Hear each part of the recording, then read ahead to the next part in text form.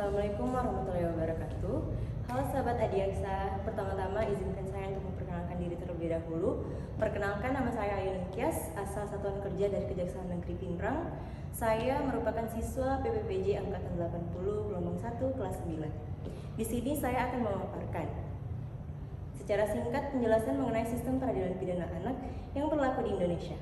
Dan presentasi ini merupakan tugas dari mata kuliah Teknik Presentasi. Sistem peradilan pidana anak atau selanjutnya disebut dengan Juvenile Justice System adalah keseluruhan proses penyelesaian perkara anak yang berhadapan dengan hukum, mulai dari tahap penyidikan sampai dengan tahap pembimbingan setelah menjalani pidana berdasarkan pasal 1 angka 1 Undang-Undang SPPA. Dasar hukumnya adalah Undang-Undang nomor 11 tahun 2012 tentang sistem peradilan pidana anak dan Peraturan Pemerintah nomor 65 tahun 2015 tentang pedoman pelaksanaan diversi dan penanganan anak yang belum berusia 12 tahun. Selanjutnya, saya akan menjelaskan mengenai anak yang berhadapan dengan hukum, anak korban, dan anak saksi. Yang pertama adalah anak yang berkonflik dengan hukum, yang selanjutnya disebut dengan anak yang telah berumur 12 tahun tetapi belum berumur 18 tahun yang diduga melakukan tindak pidana. Yang kedua, anak yang menjadi korban tindak pidana yang selanjutnya disebut anak korban adalah anak yang belum berusia 18 tahun yang mengalami penderitaan fisik, mental, dan atau kerugian ekonomi yang disebabkan oleh tindak pidana. Yang ketiga, anak saksi. Anak yang menjadi saksi tindak pidana yang selanjutnya disebut anak saksi adalah anak yang belum berumur 18 tahun yang dapat memberikan keterangan guna kepentingan penyidikan, penuntutan, pemeriksaan di sidang pengadilan tentang suatu perkara tindak pidana yang didengar, dilihat, dan atau dialaminya sendiri. Selanjutnya, lalu bagaimana jika ada anak yang berusia 13 tahun namun sudah menikah? Bagaimanakah prosesnya? Jawabannya adalah tetap menggunakan Undang-Undang nomor 11 tahun 2012 tentang sistem peradilan pidana anak sebagai dasar hukumnya. Alasannya karena di usia 13 tahun ini masih termasuk kategori anak dan disertai dengan pertimbangan bahwa anak belum dapat mempertanggungjawabkan perbuatan yang dilakukannya karena dinilai anak belum cakap hukum. Range usia anak sendiri adalah 12 tahun sampai dengan belum berusia 18 tahun. Selanjutnya, ada pun upaya yang dapat dilakukan untuk menangani perkara yang dilakukan oleh anak. Di antaranya adalah upaya diversi dan upaya restoratif justice atau RJ.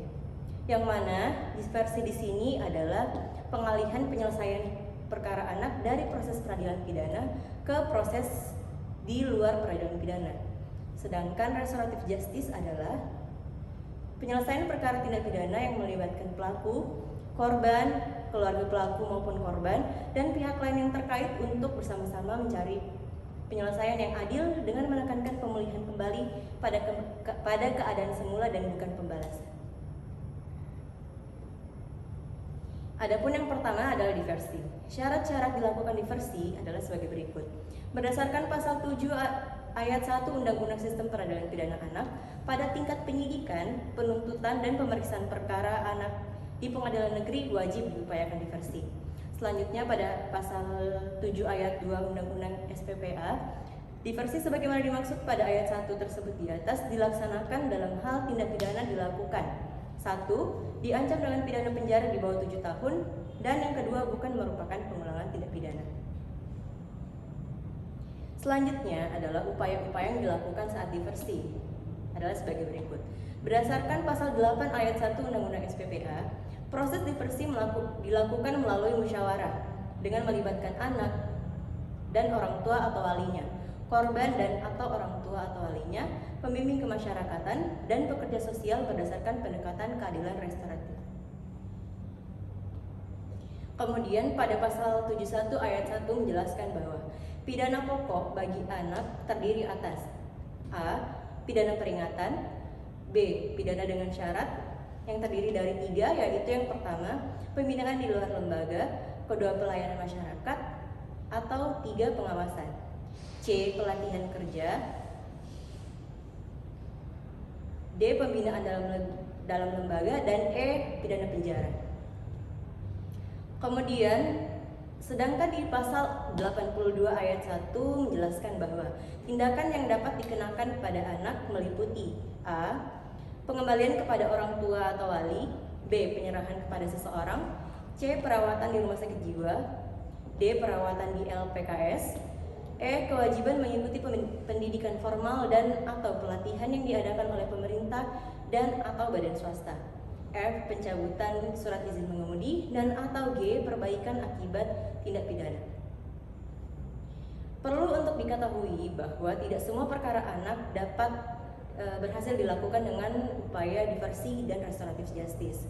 Terhadap anak terdapat dua opsi bagi penyelesaian penanganan perkara anak yang tidak berhasil dilakukan atau diupayakan diversi, yaitu dikenakan pidana maupun tindakan.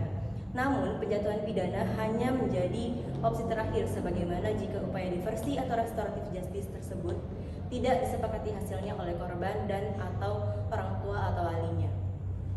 Kemudian selanjutnya, upaya yang dapat dilakukan adalah berdasarkan keadilan restoratif atau restoratif justice, yang mana dalam hal pelakunya merupakan adalah orang dewasa dan juga mempertimbangkan hal-hal lain yang berkaitan dengan syarat-syarat yang telah ditentukan dan memerlukan pertimbangan dari hasil ekspos yang dilakukan bersama-sama dengan jaksa penuntut umum, kepala kejaksaan negeri, kepala kejaksaan tinggi, dan juga melibatkan jaksa agung muda tindak pidana umum.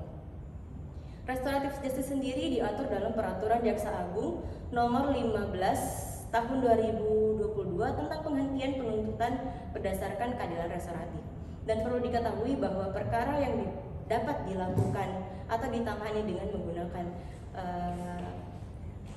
restoratif justice adalah perkara yang telah dinyatakan P21 di mana syarat formil dan syarat materialnya telah terpenuhi. Demikian presentasi yang dapat saya sampaikan. Semoga apa yang saya jelaskan dapat bermanfaat bagi orang lain. Terima kasih atas perhatiannya. Assalamualaikum warahmatullahi wabarakatuh.